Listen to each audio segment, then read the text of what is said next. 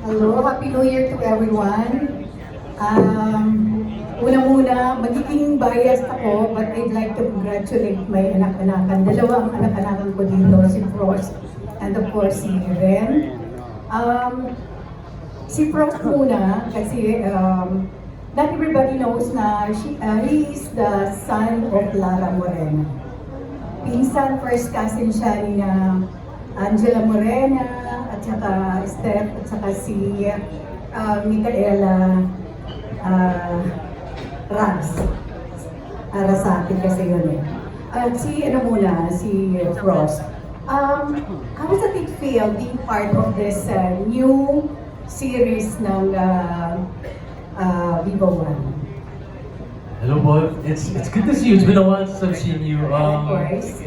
Yeah, it feels good. It feels great to do a Wattpad that's stepping in a different direction.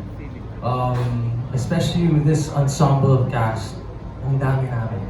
And everybody is giving their A game. Everybody's on their A game right now. And you can't help but feel nakakahawa eh. You know, like there's always that pressure na 200 plus million reads.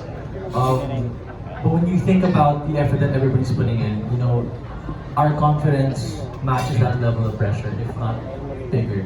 So it's really exciting and it's a huge blessing. Always will be. Thank you. Thank you, Paul. Kay Direk, bali tuhog-tuhog lang muna to with Pibsa. Direk, I know this is the very first time na na-direct mo sila lahat. Am I right?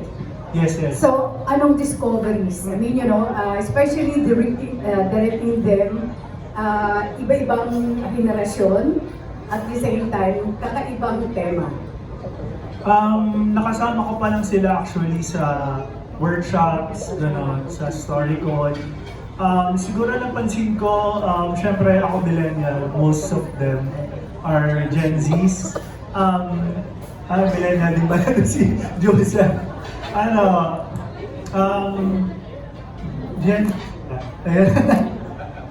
Ayun, very sila, passionate, excited, very playful sila. Tsaka talagang pinagpupursigihan nila. Yun yung napansin ko sa kanila. Tsaka kabado rin sila kasi itong mga Wattpad stories talagang maraming readers na mahal nila yung mga storya dito sa Wattpad. In as much na gusto ko pang magtanong, I'd like to give this opportunity sa iba, but I'd like to congratulate everyone, lalong-lalo ng ating mga anak-anakan, Ren and of course Frost. Congratulations and of course Joseph. Thank you. Thank you. And congratulations and best wishes sa ating host. Thank you. Malapit na yan. Thank you po. Thank you so much. Kayo naman, moving on to Kate Adahar from Random Republica. Hi, my first question is for Joseph. Before I remember, parang kung i-describe ng co-star, grabe yung pag-seryoso mo sa pag-aaral ng character mo, nag-notes ka pa. Ganun din ba yung atake mo dito? Yeah, actually.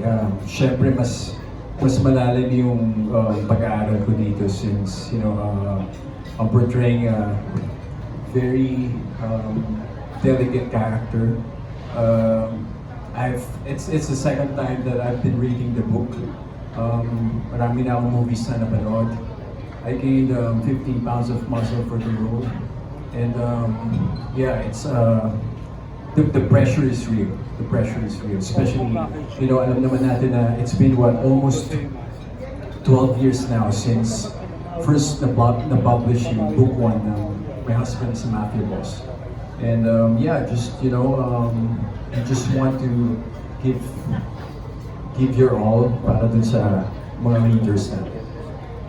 Thank you. And for Ren, hindi naman to yung first time na naging bida ka, no? Pero makikita na tayo parang medyo may kaba ka this time, parang meron pa rin kaba. Gaano ba ka-special to o kaiba dun sa ibang pinagbida? First time ko po mag-lead for Wattpad adaptation and sa Viva One po actually. Pero masasabi ko, kahit po parang medyo may mga nagawa na rin po ako before na nakapagbida po tayo and kasama po tayo sa main characters. masasabi ko po talaga na ito yung pinaka-special para sa akin. Parang ang tagal-tagal po akong ready para dito. Galing po yung pakaramdam na parang dati tinatanong ko, ano kaya yung para sa akin? Kailan kaya darating yung para sa akin? Parang lahat ng tao, parang yun yung sinasabi, bakit hindi nabibigyan, ganyan. So parang, I think ito po yun. Ito yung kaya siya special. Kasi parang hindi lang ako yung may gusto. Parang ang dami-daming gustong mag-support na maabot ko yun, na malagay ako doon. So, I think answered prayer po talaga ang husband sa Mafia Boss para sa akin. Congratulations. Okay, maraming salamat po. Ngayon naman from the Philippine Star, we have Dolly Ann Carvajal. For the supporting cast, what's your favorite Mafia movie? And how did this series change the way you look at Mafia? Great question. All right, let's start with Frost over there para fair tayo. So what's your favorite Mafia movie and how did this story change what you think about the Mafia? All right. First Mafia movie I ever watched was Godfather. But my favorite, Goodfellas. I love Goodfellas. I love, it's a cautionary tale, but who cares? He lived in a cool life. But the way this Wattpar, this project we're doing changed my view was that it's one of a kind. You would never expect that in the world of mafia, where there's killing, extortion, I can say that, right? Drugs. There comes across this girl, Amy, who ventures into something like that, and you wonder, how the hell is she gonna survive? And I think that premise is what makes this Wattpad stand out.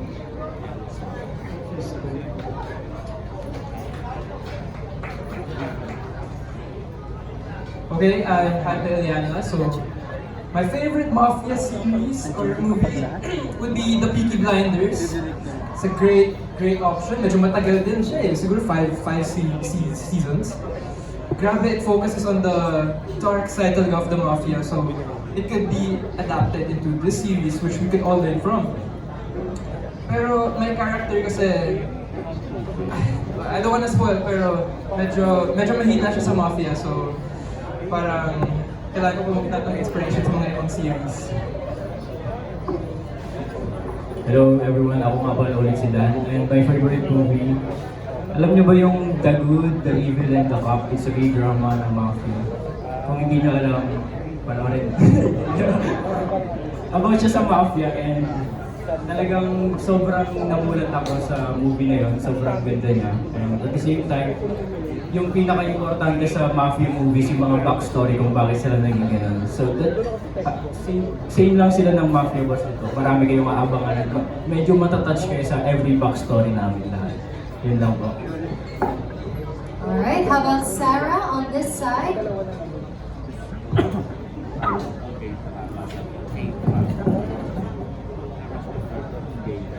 The first Mafia movie that I watched was also The Godfather. Of course, with starring Al Pacino, he's one of the legends, and this was one of my father's favorite films. Al Pacino was one of his favorite actors as well. So growing up, I was very exposed to action films. So, yes.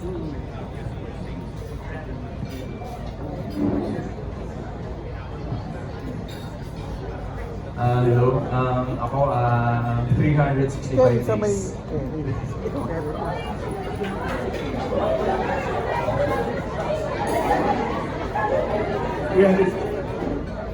Parang may similar din kasi yung story sa Mafia Boss. Mafia Boss and na-in-love siya sa an ordinary world. As Sebastian Lerwin.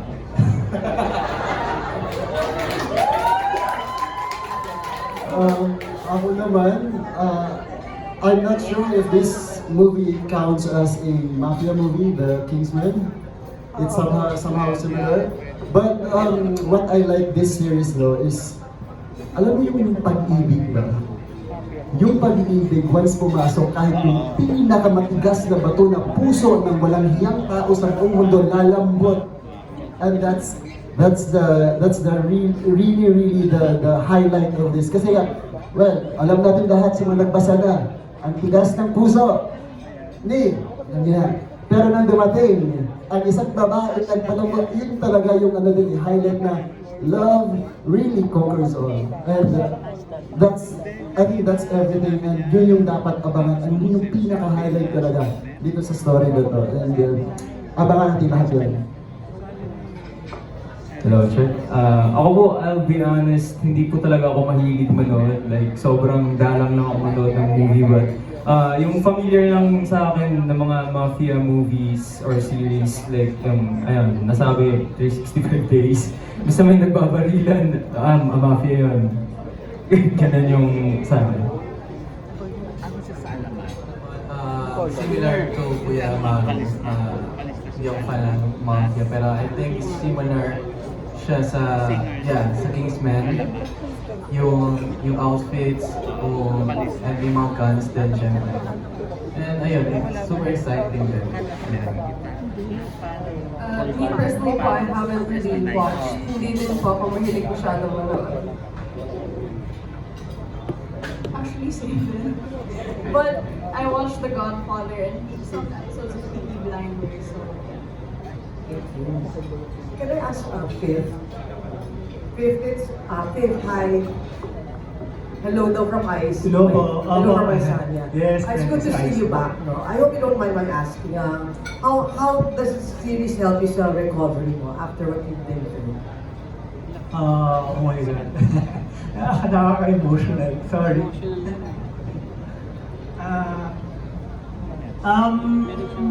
Ako kasi I love my work. I love filmmaking.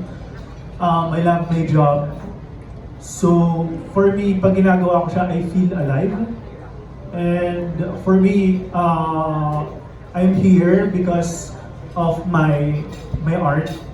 So, I'm happy na binigyan ako ng ganitong chance ng Viva One, ng Viva. Ang tagal ko rin nawala sa Viva. I think yung last project ko sa kanila, pandemic pa. Tapos, nung nag-message ako kay Boss Val, Sorry. binigyan ako agad ng chance. So, I'm very, very thankful to have this project. Nakakatulong talaga siya sa akin sa lahat, emotional, mental, and everything. And I'm sure tuloy din. Sorry. I got emotional. We're glad to see you back, and I'm sure tuloy ang good things. Thank you. Okay, thank you. Thank you so much. And rounding off batch 2 from Barangay LSFM at Hata, we have John Fontanilla. Kay Direk, ayan, medyo naiyak si Direk. Pero medyo light lang. Direk, marami nakakamiss sa'yo na umarte. Mas nakapokus na ba tayo sa pagbidirek? And kinalimutan ba natin yung pag-arte natin? Ako po, mas focus na talaga ako ngayon sa directing, writing. Pero syempre, hindi naman natin sinasarado yung doors. I think sa buhay dapat lagi kang open sa mga bagay. So, if may magandang pyesa, why not? Mahal na mahal ko talaga yung industriyang pelikulang Pilipino. Kaya kahit anong bagay na magiging parte ako nito, tatanggapin ko. Basta maganda and makakatulong rin sa akin. And Direk, my second question is, my husband is a mafia boss. Marami bang stunt, barilan, yung mga eksenang action talaga? Actually, hindi ko na expect na mabibigay siya sa akin. Kasi sa una, rom-com siya. Tapos, pag tumatagal, di ba, director na naka-pink, binigyan ng action. So, na naka-blush on, totoo ba? So, tumatagal, nagiging action talaga siya. Talaga nakita niyo naman kanina yung opening nila lahat. May barilan, may mga kadena. So, mag-expect kayo ng kilig, comedy, at maraming action dito. Thank you, Direk, and congratulations sa Lucas. Thank you po. Thank you so much. And our final batch of press consists of Alan Sancon, Erwin Ogawa, and finally Sam Santos. Ngayon, pakinggan natin from Stars Photo, we have Alan Sancon. Hi, good evening everyone. Congratulations. Dito po, yan. So kay Joseph sa kay Ren, tanong pa lang, I don't know kung na-challenge kayo dun sa series na ito, pero what are the challenges you encounter doing this compared dun sa mga ibang mga projects na ginawa ninyo? Sa action scene ba yan? May mga na-accidente bang during the scene? Parang ganyan.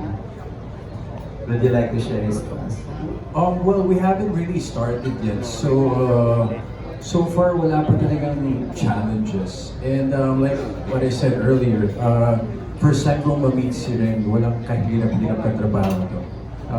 Yeah, and I'm looking forward sa mga challenges na haharapin natin. Ren, how do you prepare for this comeback series? Ako po yung pinaka-challenge talaga is masyado po kasing malaki yung libro, masyadong malaki yung fan base, ang daming taong sumusuporta sa kanya. Kumbaga, itong librong to naging parte talaga ng buhay ng mga tao growing up. Kaya hanggang ngayon mahal na mahal nila yung kwento. So yung challenge po para sa akin is kung paano ko mapapakita sa kanila si Amy, kung paano ko ipapakilala si Amy, kung paano nilang mamahalin si Amy, na kung paano nila minahal sa libro. Yun po yung pinaka-challenge. And of course, palagi kong tinatanggap ng buong-buo yung mga challenges na yan. Because as an actor talaga, yung pinaka-goal ko palagi is yung mag-grow at yung matutunan sa lahat ng mga ginagawa ko. And hopefully, makita po ng mga tao yun. Thank you. Thank you. Yung last na lang kay Direk. Direk, this is the first time na magkakatrabaho si Ren saka si Joseph. Is there any pressure on your part na ma-work on mo yung chemistry nila during the shoot? Yes, may pressure po talaga. Kasi syempre, pag rom-com po talaga, malaking bagay yung chemistry. Kaya within workshops po talaga, inaral namin yung mga atake nila when it comes to acting and yung batuhan nila. Talagang inupuan ko rin po talaga and nag-observe ako. Bigay kami ng comments kasi gusto namin kung ano yung expect ng mga fans, kung paano nila to binasa, yun yung mapapanood nila sa Viva One. Ayun po. Kaya abangan din ba direct na mga intimate scene or clearing scene dun sa dalawa? Dahil naka-Hanford lagi si Joseph. Medyo may ganon, pero cute pa rin yung dating. Kasi nga yung character dito ni Amy, very cute.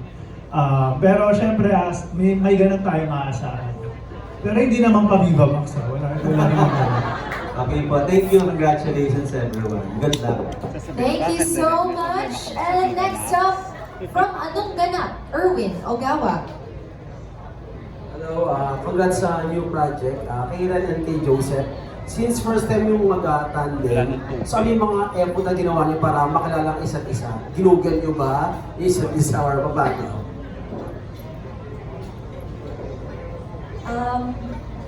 Actually, nung una po kami mag-meet dalawa, siguro, kailan ba yun? Medyo matagal-tagal na din po. Ever since na 2 months ago, 3 months ago, ever since na nagkita kami for the first time, parang nakatulong po na araw-araw kami magkausap, kahit chat lang, tapos nagbabaduan kami ng mga ideas, and inaaral po namin together yung characters, and sobrang nakatulong po talaga sa akin yung pagiging sobrang sipag po ni Joseph. Yes. Kasi talagang pinadali niya po yung buhay ko eh.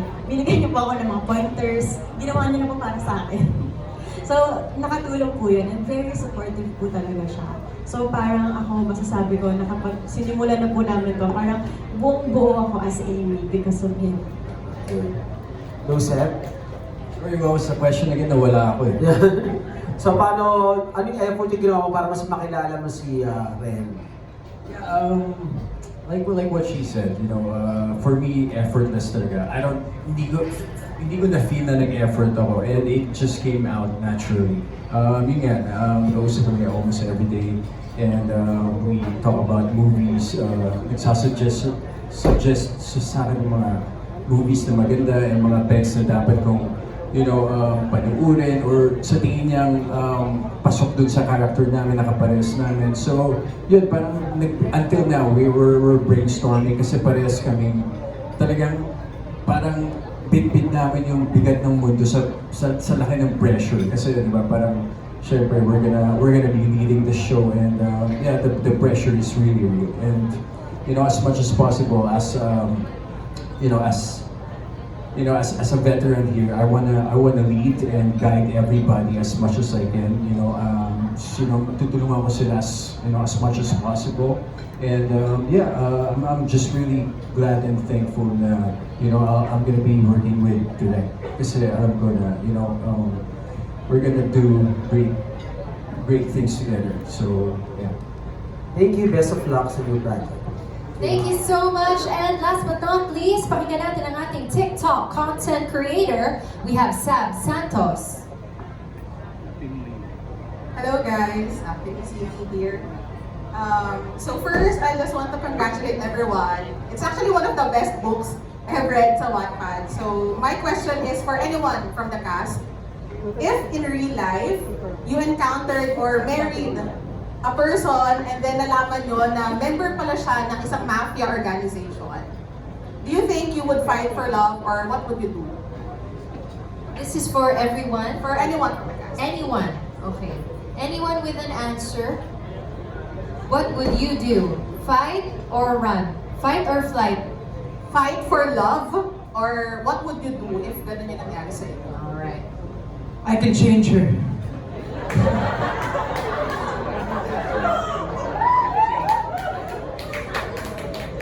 Okay, yun lang. I can change her. Pero ano naman kasi, pag mahal mo naman talaga, I feel like if you find the right person, you can inspire her to do that too. So, kung mali naman yung ginagawa nila, kung ano pa namang mafia, whatever yung ginagawa nila, you could guide them to the right path. So, I would fight for the love. Alright. Thank you. Jaime? Anyone else with an answer? So, Jaime Iliana will change his love, okay? Yung kanyang wife. Sino pa po? Let's have a few more answers before we conclude our Q&A. How about from this side? PJ. Agree with Jaime. Okay, I think I will fight for my love also. Kasi as we can see in the book na kahit sa pinakamaliit na areas ng buhay natin, there's always love. Love can always blossom. So, kung may chance to blossom that love, why would you not keep it? I mean, why would you let go? Diba? And sa lahat naman ng mga nangyayari, diba? For instance, bad things or whatnot, there's always reason behind it. May dahilan kung bakit naging ganun ng isang tao. And you have to understand that. And also, if you love that person, well, show it. And then, don't let go. Yun lang talaga. Do not let go of that love. Because probably that love can save that person from whatever he or she has been through. Diba? So, yan. Yan lang talaga. Thank you. Sorry, how about our main leads? Amy, sa tingin mo, would you do the same kung ano yung ginawa ni Amy? As Amy, syempre nilaban niya po. Pero as ako, parang as someone po kasi na very political aware. And, gosh, parang ako, never say never. Ayoko mo magsalita ng tapos kasi pag nagmahal ka, hindi mo na talaga minsan nakakita kung ano yung mga mali. Diba? Pero, sa ngayon po, parang masasabi ko na mahihirapan siguro ako gustuhin yung isang tao na against sa kung ano yung mga nakikita kong mali. Dapat itama. So, for me, parang yun, 50-50. Hindi ako magsasabi na no, kasi baka pwedeng magbago siya. Baka pwedeng ako yung maging dahilan ng pagbabago niya. Pero, yun nga po, ako kasi parang gusto ko talaga lagi yung kung ano yung tama. I stand for what is right always. So kahit na sino pa yung tao, kung mali yung ginagawa niya at yung mga pananaw niya sa buhay, parang mahirapan po akong mahalin siya. Ganun po.